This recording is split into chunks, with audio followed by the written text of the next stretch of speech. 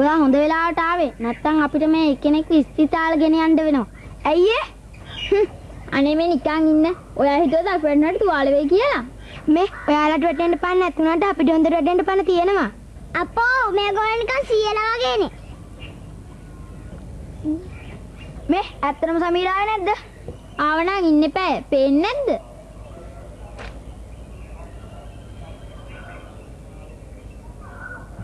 अब मैं බලන් ඉන්නේ ඔක්කොමලා එනකන් තමයි.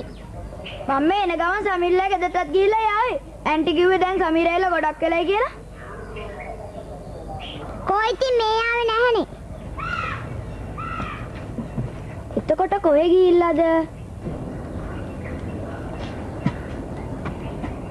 ආ එන්නේ